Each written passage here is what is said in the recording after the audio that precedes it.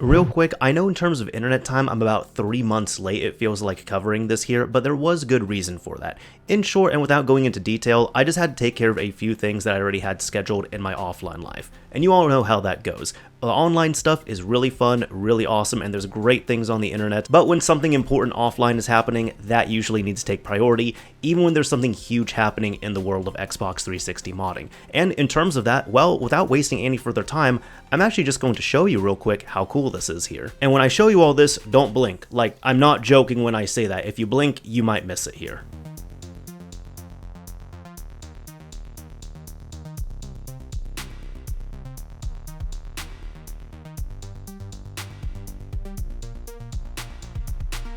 And here we go, would you look at that. Now you all know if you've run this before, you just have to press the back button here, let it load in, and it should load up whatever has been set in the launch INI, which in my case here is going to be Aurora. So here we go, we're now sitting in Aurora. We didn't have to load up Rock Band, Tony Hawk, and this is not a RGH. The system itself has not been modified. So if you're curious about what that gamer tag was about, let me go ahead and show you here. This here is a fork of ABadAvatar, which I just demonstrated, and this is quite exciting because this here is from developer Shutterbug 2000, who has been known quite well within the Nintendo modding community. I mean, you could even see it right here, Haya Custom Firmware. This was the world's first Nintendo DSi custom firmware, so they've been quite seasoned. But Shutterbug 2000 has been working on and has now released a public beta of ABadAvatar, which is a fork of ABadAvatar. Real quick, for anyone who does not know, ABadAvatar is the hypervisor exploit for Xbox 360 released by Grimdoomer, which in short allows you only using a USB drive to be able to jump into the land of modding and homebrew and unsigned code pretty easily. Prior to this, however, you ended up needing an exploit game, which was either Tony Hawk's American Wasteland or Rock Band Blitz. However, with ABadAvatar, this is quite different because while it is still ABadAvatar at its core, the entry point has changed, and the entry point is, well, the dashboard itself. Specifically the sign in, sign out option, which has to do with avatars. And check it out, since we've already loaded a ABadAvatar, we now see our ABadAvatar on screen. Either way, this is still in development right now, but it is quite usable, and they even state here a real readme will come shortly, but until then, and they go over a few pieces of information right here. Some of them being that you need to be on system update 17559, and make sure you have the avatar update data on your hard drive. If you updated your system normally, you should have it there. There's no default executable included, so you are going to need a payload such as Xe Unshackle or Free My Xenon. Most people these days are going to be using Xe Unshackle. There is some new and different LED activity, and when I show you all how to set this up here, I'll go ahead and show that on screen as well. However, Shutterbug has very much stressed right here to not log into the exploit profile, and there is a pin on there to prevent you all from logging in accidentally or maybe accidentally on purpose, but it's also been stated that you should ensure that you are disconnected from both Wi-Fi and Ethernet before using this exploit to prevent live bans. And this advice is in place because this avatar, even though yes, it is showing up properly right now after the exploit has been loaded, this avatar has been modified in a way which could flag for an Xbox Live related ban. So that's why, as I and many others have been recommending, it is going to be most recommended to keep your console offline, and then if you want to connect it to your network, only after you load up Xe Unshackle and of course ABadAvatar or ABadAvatar here,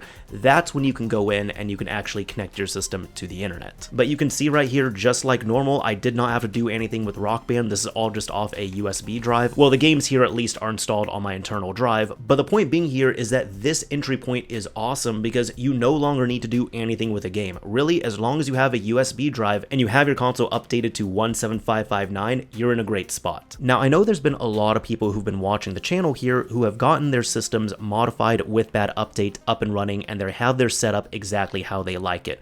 Well, the good news is here, this video is just going to show you how you can convert over to ABadAvatar. It's still technically ABadAvatar, it's just the entry point is going to be changing. And thankfully, this is going to take like 2 minutes to do. You just need to download one file and make sure you have a USB drive on hand. But if you already have ABadAvatar set up on here just to your liking, don't worry, we're not going to have to wipe this out. I'm going to have links in the description as well too, but I'm even going to recommend to people, if you have not set up your system with ABadAvatar at all, I did a video previously about a month ago at this point, which is all encompassing encompassing. It is just over an hour long, and it pretty much covers from start to finish how to take a completely stock system and then get it up and running with Bad Update, do a few pretty cool things with it, so that way, once you're done with the video, you can hit the ground sprinting with your new Homebrew enabled 360.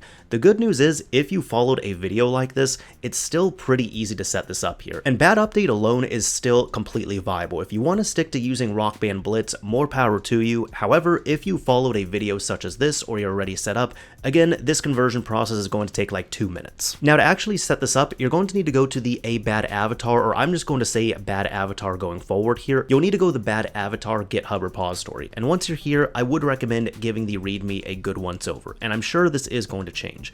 But what you'll need to do once you're here is navigate over to releases. And you're going to need to download the latest release available.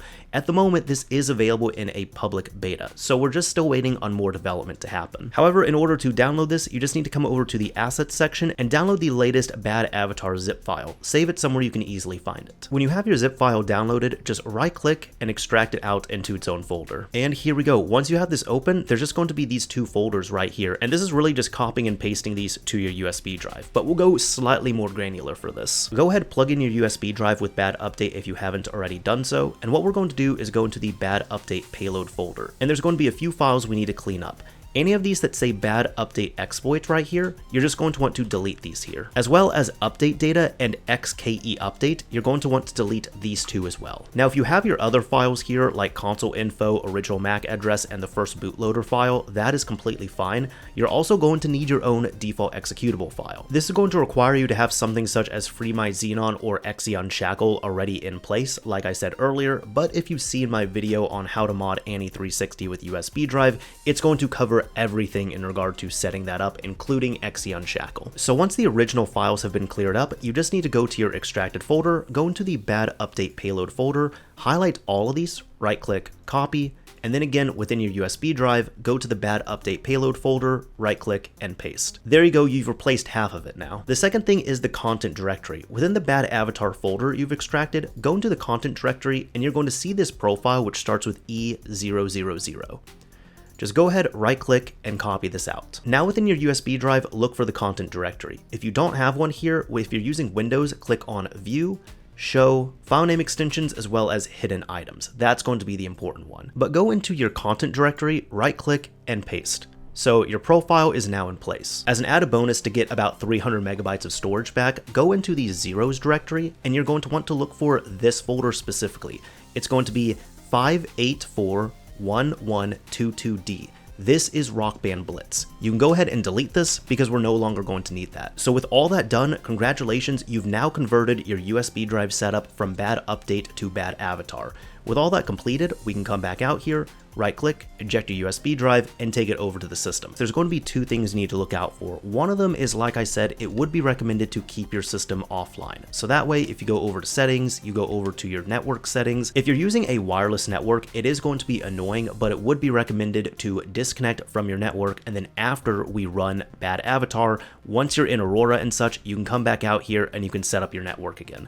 Otherwise, if you're using a wired network, you can just disconnect your Ethernet cable and then plug it in once Xeon Shackle runs. The other thing is going to be with your profile. If you have a profile set to automatically sign in, such as this one right here, I'm going to go ahead and recommend disabling that. You can go over to your profile settings, go over to sign in preferences, and set this to off. Once that has been set to off, that way you can just reboot the system with your USB drive in place and it will start loading up BadAvatar.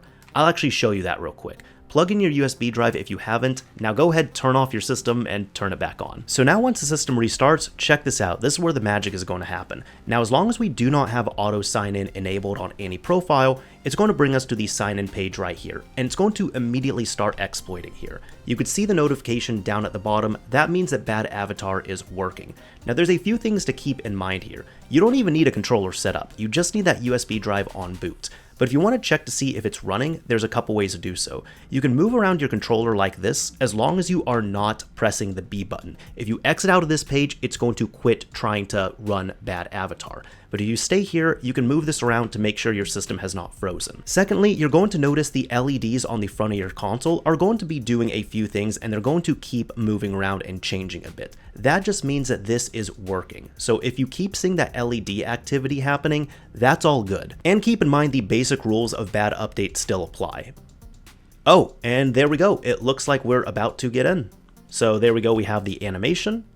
And after that, we should have Exe unshackle. I can press the back button right here, wait a few seconds, and you can see here after a bit, we launch into Aurora, and everything's looking good at this point. Now, if anybody's wondering why my screen suddenly looks a little bit different than before, well, that's because this is just on a different USB drive. That's all there is to it. However, you can see that it was that easy to get this up and running. Oh, and as a little added bonus as well too, you can see in the top left that my account has automatically signed in. If you disabled automatic sign in like I told you earlier in the video, but you still want an account of some kind to automatically sign into within Aurora, you just need to press the start button, go to profile, and then for profile, make sure you select auto sign in. Then you can go down to change, and you can set that to whichever profile you wish. So once you have that all signed in, you're good to go at that point. So there we go, it's that simple, it's that easy, it's that quick to set up here, and a big shout out and thank you to Shutterbug2000 for working on this and releasing this here. I am looking forward to seeing even more changes and improvements to this, but so far to date, I would say debatably, this is one of the best, if not the best improvements to Bad Update that I've seen. The fact that Bad Update itself even exists is pretty incredible, and it's now pretty stable with the last big update from about a month ago, which ended up making this much more reliable to use. But at this point now, where all you need to do is turn on your system with that USB drive in place and you can jump right in, this here is incredible. I love to see it. Anyways, that is about it for this video here. This is Mr. Mario signing off. Thank you all for watching, everyone. If you enjoyed this video, a like would absolutely be appreciated, and if you didn't like it, a dislike is fine as well too.